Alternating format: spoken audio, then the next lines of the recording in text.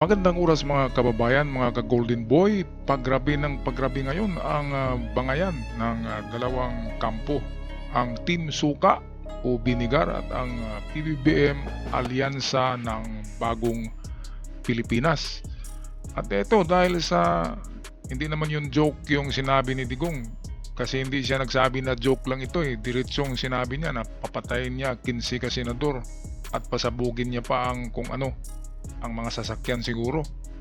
Kaya ito pala ay bawal pala. Nasa batas pala natin yung bomb joke. Nangyari kasi yan noong may nag-joke sa eroplano noon at nagluksuhan ng mga tao sa mabuti hindi pa lumipad ang eroplano. Kaya gumawa ang ating Senado at Kongreso ng batas tungkol sa bomb joke, yung joke ng bomba. Bawal pala yan na mag-joke tayo sa publiko, lalo na kapag sumakay tayo ng bus at eroplano and then magsabi tayo na mayroong bomba. Bawal pala yan, pwede ngang kasuhan. Kaya si Digong may kaso na sa kanyang sinabi na bombahin. At hindi lang yan, yung sabi niya na patayin niya ang 15 senador, 15 senators ay papatayin niya daw para diretso panalo sila. So ito ang isang congressman pumalag. Atin na panoorin ang balitang ito, courtesy ng UNTV. Tinuligsa ni House Assistant Majority Leader Tingog Party List Representative Jude Asidre ang pahayag ni dating Pangulong Rodrigo Duterte sa mga senador. Ginawa ng dating punong ehekutibo ang pahayag sa proclamation rally ng pinangungunahang political party, ang PDP Laban. Marami kasi sila, ano dapat ang gawin natin? Di natin yung mga senador ngayon para mabakante.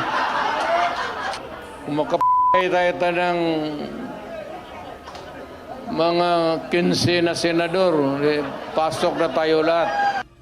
Ayon kay Congressman Asidre, talagang mag-ama nga sina dating Pangulong Duterte at VP Sara. Ito, hindi lang mag-ama yan Balikan natin itong picture. Ayan Mga mukhang normal ba yan?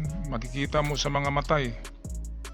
Ngayon, merong analysis si Ping Lacson dyan kung bakit magkarugtong ang sinabi ni VP Sara na meron siyang ipapatay na Marcos family kasama yung speaker, at si Digong naman sabi ay 15 ka senador. 12 lang yung kumandidato Sino kaya yung tatlo, di ba? Baka yung bumaliktad na mga kaano niya, kalinya niya, papatay din niya. Alam naman natin na meron siyang talaga meron siyang mga katulad ni Matubato, di ba? Meron siyang mga hired killer talaga. Kaya yung mga joke niya ay hindi yan joke.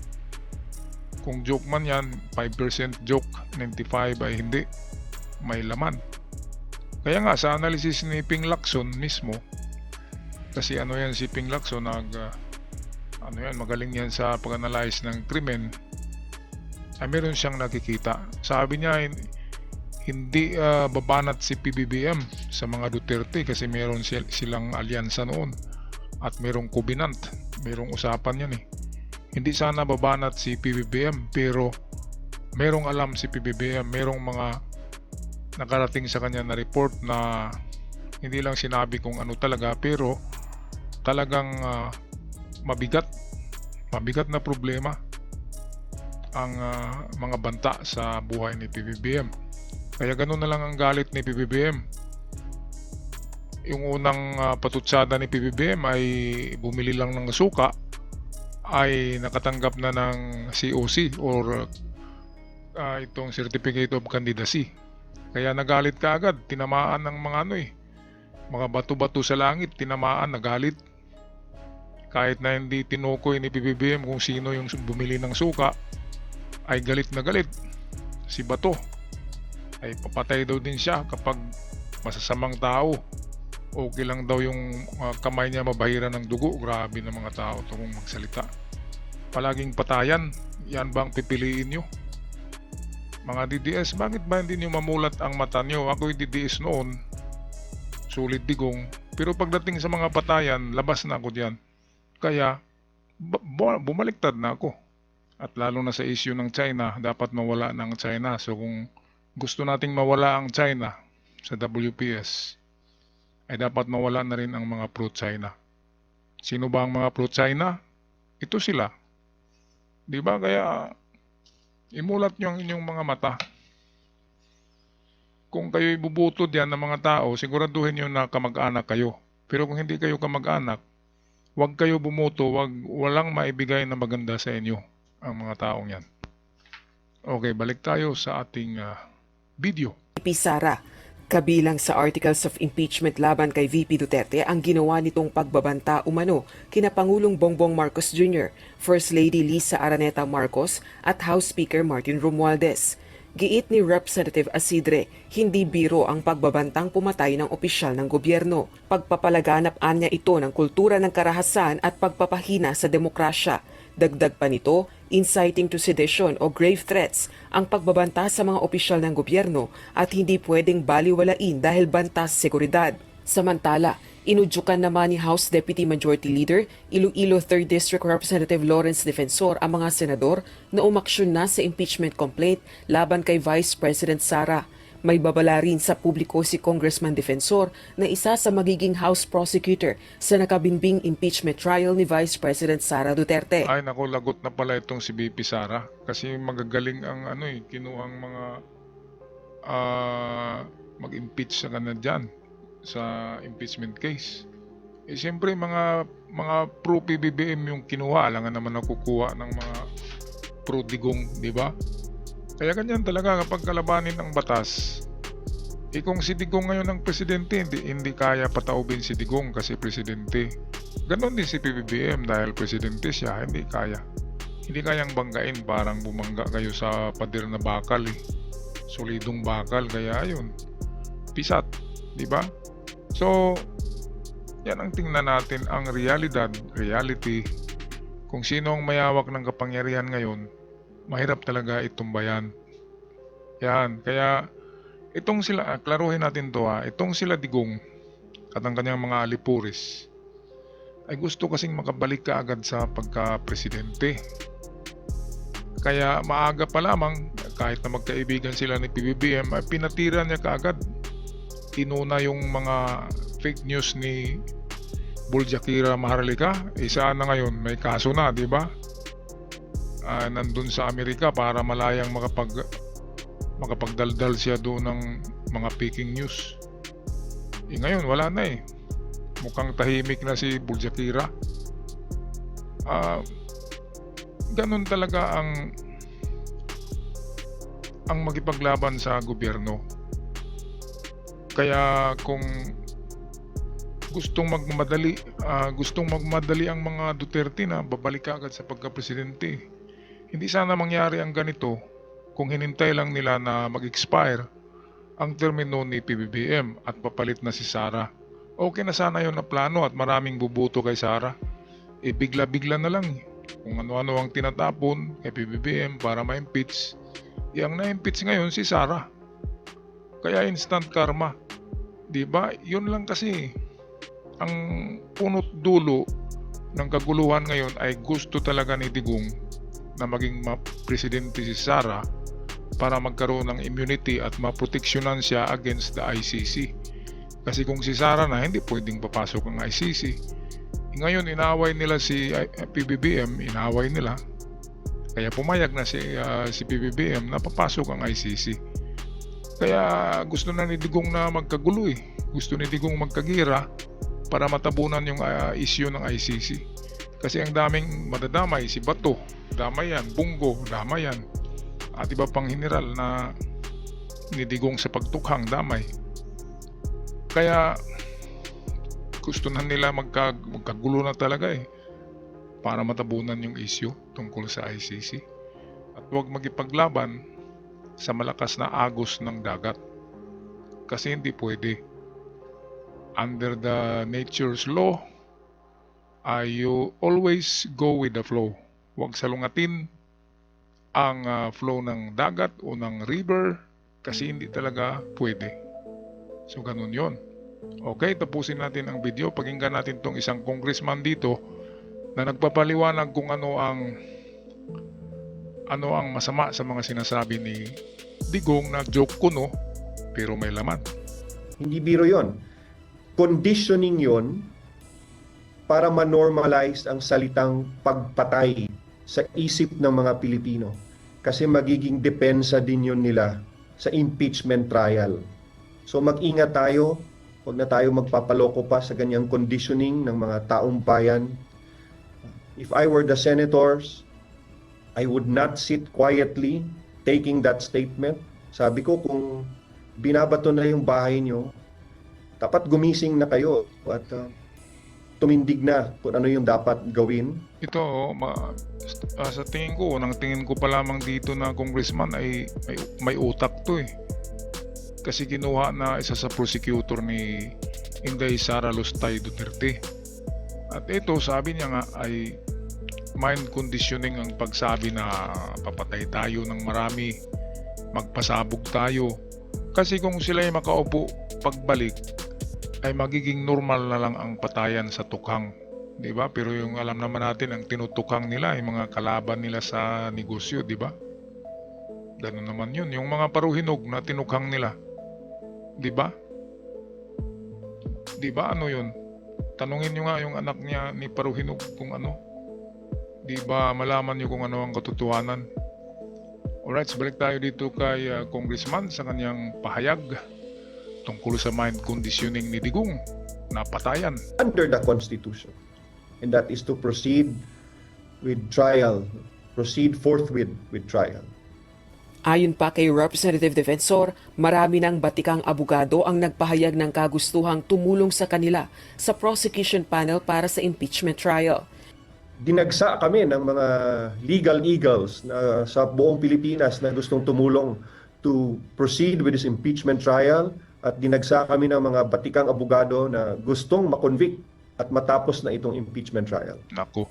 Naghahanda na ang House Prosecution Panel dahil sa posibilidad na magbago ng isip ang Senado at mag-umpisa ng mas maaga kaysa Hulyo ang paglilitis kay VP Duterte. Ayan, instant karma na yan. Ayan, pangising-isip pa yung ano.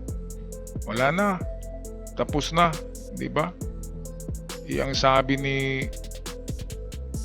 Ang sabi ng majority leader ng Senado, si Chess Escudero, ay after the SONA daw, SONA ay July pa. Pero hindi. Ang gusto ng iba ay dapat bukas na or sa susunod na buwan, Marso. Kaya itong smile ni Inday Sara dito ay mawawala yan. Kasi nagmamadali. Dapat kasi hindi nila inaway si PBBM. Ini-small nila, akala kaya nila. Ilocano yan eh. Ang Ilocano ay matatapang din yan. Parang mga waray, di ba? Kaya, ang maganda kasi doon, hintayin lang na 2028 mag-expire ang presidency ni PBBM at automatic na si VP Sara pag kumandidato. Manalo talaga kasi tutulungan niya ni PBBM. Inaway nila personalan, pati si Lisa Marcos tinira na si Romualdez. Ay grabe ang tapo nila kay Romualdez. Lahat naman ng nasa politiko ay nagano talaga eh. Meron ding mga ano diyan, mga sikreto, 'di ba, sa tungkol sa pera, 'di ba? Pero sila ay binanata nila ng kung ano-ano. Si PBBM kung sila ang nakaupo, ang dami-daming utang ay. Kaya ito, makikita natin na imbis si PBBM ang ipa-impeach ng mga Duterte ay nabaliktad. Dahil lumitaw ang katotohanan at sila na ngayon ang ma-impeach. Napo, grabe ang gulo ng politika natin sa Pilipinas. Sa Amerika, kapag may skandalo ang isang kandidato, mag-concede na kaagad eh. Susurrender na eh. Sa atin hindi. Magipagpatayan pa. Grabe. So kung ganyan na politiko yan, na talagang kapituko, ibig sabihin, meron siyang motibo. Merong motibo na hindi maganda kasi hindi niya kayang i-accept na siya ay natatalo or natatanggal. So ito ang sinabi ni Representative Alonto Adyong, si Zia Adyong. Ito ang kanyang komento sa sinabi ni Digong na papatay siya ng 15 ka senador. So ito, in a democracy, words have power, especially when they come from someone who has held the highest office in the land. So kay Digong ito, dahil si Digong nga may highest office in the land before, ay dapat hindi magsalita ng ganun. Sabi ni Adyong, if certain statements warrant legal scrutiny, it is imperative that all similar declarations be assessed fairly and consistently. Ayan, so ang dami nang nagkomento kaagad sa sinabi ni Digong. Dapat kasi hindi sinabi yun lalo na nasa TV, nasa social media, nasa mga vloggers at publiko, maraming nanonood. Dapat hindi sasabihin yun. So ito, in a moment like this, our institution must stand up firm in upholding the rule of law. We must ensure that no individual, regardless of position or influence, can erode the principles of democracy and accountability. Dito kasi kapag ang pinopromote ni Digong ay patayan ay anti-democracy na yan. Wala nang demokrasya kapag patayan na. Nasa barbaric country na tayo niyan. Nasa anarchy na. Kaya hindi tama, di ba? Kasi ang ating gobyerno ay demokrasy. At kontra sa demokrasya ang patayan na yan. Kaya mayroong accountability si Digong sa pagsasabi ng ganun. Kaya nagkamali siya. Dapat hindi niya sinabi. So ito yung sinabi ni Digong, di ba? Alam natin yan lahat. At isa pa, itong pagsasabi pala ng mayroong bomba, yung nagjo-joke ka ng bomba, ay bawal pala yan sa mga public places, lalo na sa eroplano at sa bus at kung saan-saan na sa mga restaurant, sa mga public places, ay meron palang kaso diyan. Katulad nito, sabi ni Adyong, kung ang pagsabi ng bomb ay joke, bawal sa batas at may kaakibat na kaparusahan. Lalo na dapat yung banta na pag magpapatay ng 15 kasenador. Ayan, napakalaging dalawa palang kaso ni ni Digong. Pero siguro ang sentensya niya na 1 taon lang, so 2 kaso, 2 taon.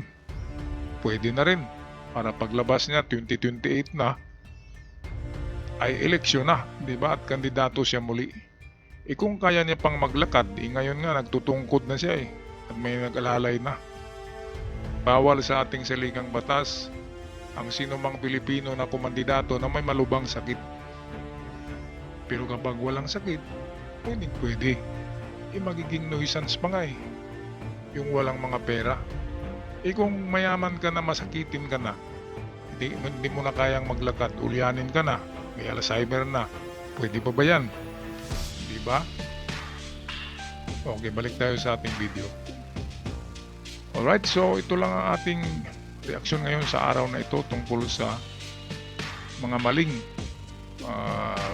salita ni Digong tungkol sa pagpatay sa mga senador, pagbomba sa mga senador, at kung ano-ano pa. Kaya ang isda, laging tandaan, ang isda ay nahuhuli sa kanyang bibig. Sa bibig ng isda, di ba? Kapag sinunggaban ng isda yung pain mo, ay doon kakapit yung fish hook, yung taga. Kaya ang isda nahuhuli sa bibig. Kasi grabe kung mag-psycho Kaya ang nangyari, bumabalik. Yan ang tinatawag na instant karma. Ako'y magpaalam ng mga kababayan, huwag kalimutan mag-subscribe sa ating channel. At bato-bato sa langit, ang tamaan ay galit. Hanggang sa muli, God bless the Philippines.